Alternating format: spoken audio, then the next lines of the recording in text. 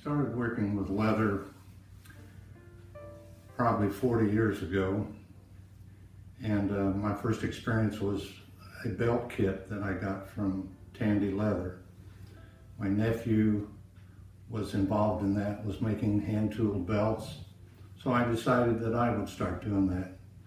And one thing led to another, and I had belt after belt after belt. So the next idea was that because I owned a music store, I thought, you know, maybe I can make guitar straps. At that time, there was nobody making really leather guitar straps. So I bought a hide and started cutting it up and by hand with a pair of scissors, and that's how that started. And I ended up making so many of them that I'd take them into the store and put them up for sale. And at one point I had, I think, 65 of them on a rack there in the music store. So one day, one of my traveling salesmen that called on me from one of the wholesalers in Chicago came in, and I showed them to him, and he says, "Oh, you shouldn't have any trouble selling those to other music stores." He says, "Give them to me and I'll take them out with me and I'll sell them for you." So lo and behold, 2 days later he called me and said he had sold every one of them. So I thought, well, this is a good deal.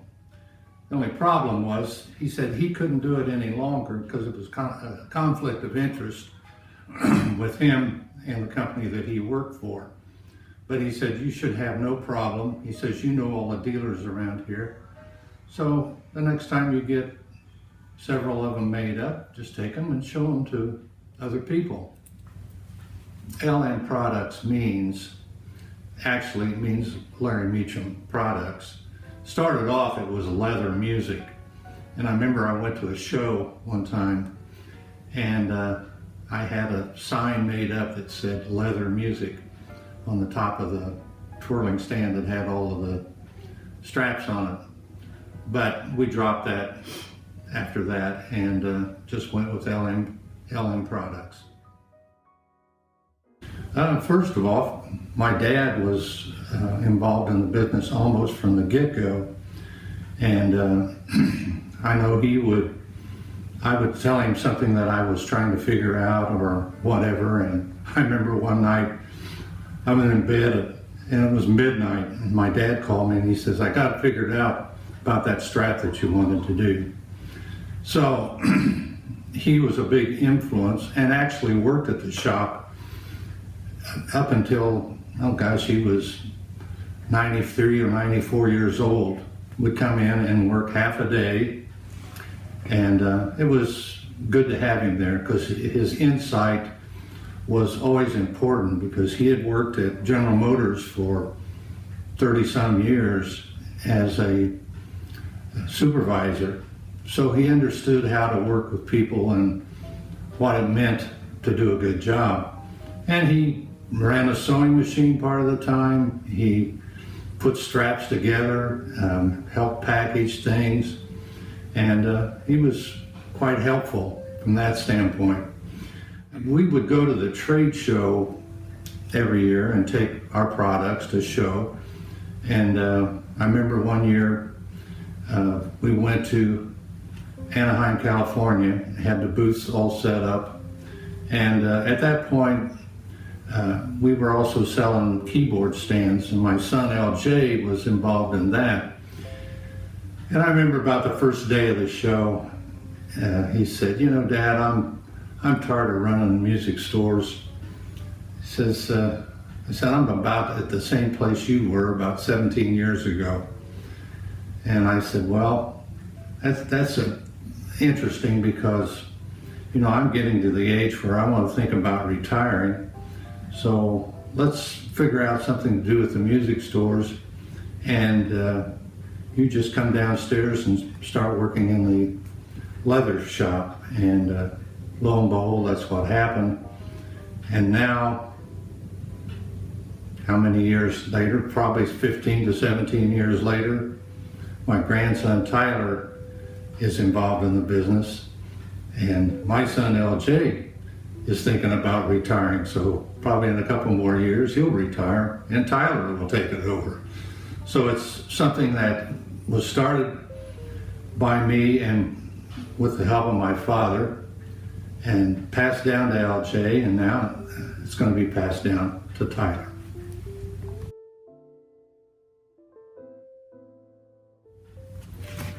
In talking about LJ, when he decided to come aboard with the leather shop, one of the first things I talked to him about doing was that I said we need to get a new catalog. Now he came to work probably in the spring of, I forget what year it was now, but I had a couple things I wanted him to do. First was the catalog, and then the next thing we needed to do was to be able to barcode every product that went out of there, because the people we sold to said we can't have your product unless it's barcoded. So by the middle of the summer, and I think it was by the time Summer NAMM showed, he had a new catalog done and had all of the paraphernalia done so we could barcode everything. And from that point on, then I started phasing myself out of the business, and to the point to where I was not working 5 days a week. I would come in 3 or 4 days a week, still doing the trade show, still doing all this, but LJ was actually running the shop, which is interesting because when he first came, he had a little office up by the main shop, and I was still back in the big office and still doing my part as I always did. And then I realized that it's time for him to move into the big office. So then I moved into another smaller office, and then I eventually moved out of that because I realized I didn't need an office anymore. Now the interesting part is that Tyler now has moved in. He was in the smaller office, now he's in the big office, and LJ's back in the small office. So time marches on as far as the offices go. Some of the things that I have made over the years and things that I started with, because my son was a drummer, I made stick bags, cymbal bags, different things that a drummer or percussionist could use. I remember one year I had made up several stick bags and cymbal bags, and I took them to a PAS, Percussion Arts Society convention, which was held in Indianapolis. I had no idea how it would come out, but it did come out quite well because I sold everything that I took that day. And it was very inspiring at that point. And the stick bags were really the thing that took off, because they were different than anybody else were making, and I could make them out of suede and all kinds of different kinds of leather, and in fact to this day they're still making the same stick bag. And in fact at one point we made these stick bags for a drumstick company by the name of Vic Firth, and this went on for 4 or 5 years, and we were sending him 100 to 150 stick bags a week. And I had one lady that's all she did was make stick bags, and she didn't even make them in the shop. She made them at her home, and we would take the materials to her, and once a week we'd come and pick them up, and lo and behold, the next day we'd ship 100 to 150 bags to Vic Firth.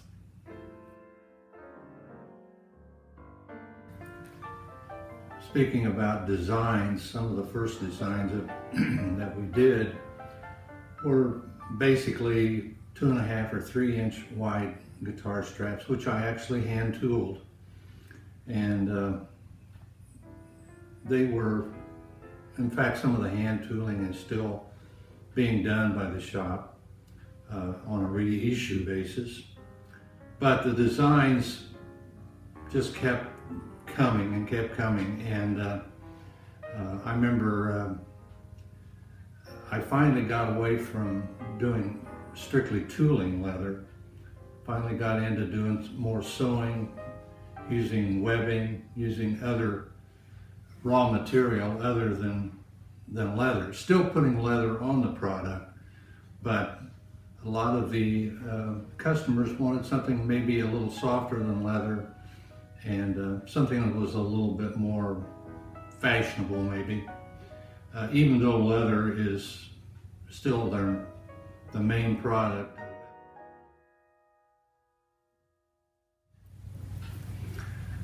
I'd like to talk about how we ended up getting some big accounts like Fender and Gibson and Peavey and Martin and some of those accounts. And actually, I'll start off with Martin. The salesman that used to call on our music store from Martin, his name was Joe Labrota. And one time he was in the store and I showed him some of the straps that I was making. And so he got transferred within the company, and he wasn't a road salesman anymore. He was in charge of buying accessories. So I get a phone call from him, and he says, you know, we need another strap manufacturer. The one we have went away. And so lo and behold, I sent him some samples of what we could do, and they still have that same account today, and that's been probably 30 years ago. And just because of my acquaintance with somebody that called on me at the music store. And once I started that, I think the next one I went after was Fender, and I saw something that they were doing on in one of their advertisements. So I made up a guitar strap with that same artwork on it. And I had it silk screened on a piece of polypropylene with leather ends. And that's the first thing that we sold them. And that was pretty immense at that time because, you know, we weren't set up to do hundreds of straps. And so after that got started, I get a phone call from them and they say, you know, how about doing this strap or another strap? And then finally, which is one of the main straps that they pack with their guitars, it has the headstock insignia on it and their name. And we got that account. And I remember I had to buy 2 more sewing machines. I went to the bank and borrowed $75,000 to buy all of the raw material. I thought maybe I'd lost my mind because, you know, that was a major, major deal. And lo and behold, that account is still going. We don't do the insignia guitar or strap any longer, which is okay because it was got to a point we weren't making any money on it. And but one interesting fact was 1 month, I remember we shipped them almost 62,000 guitar straps in 1 month. And this was in the fall going into the Christmas season. But this was a strap that they also packed with the guitars and also sold separately to dealers.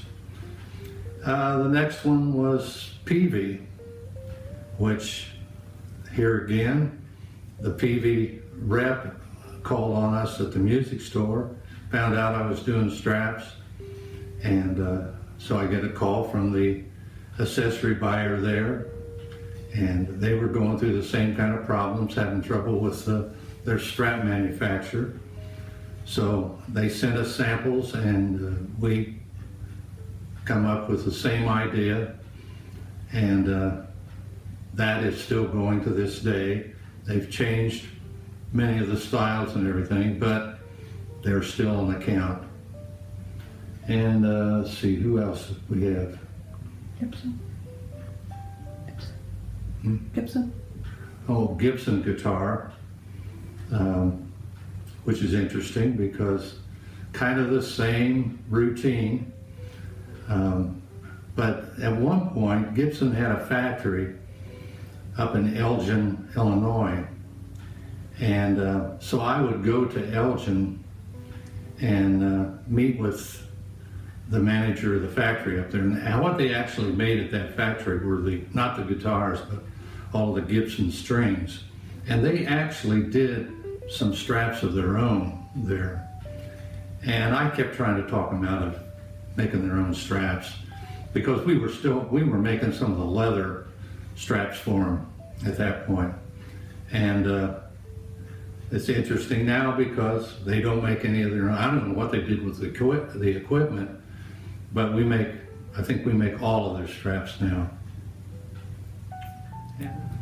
Some of the things that I'm working on now are making straps out of scrap leather.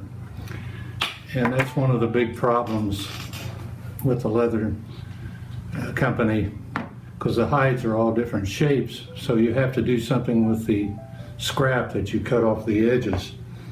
One of the things that we're doing, we have these pieces die cut, and then we have a piece like this, which this goes in like so.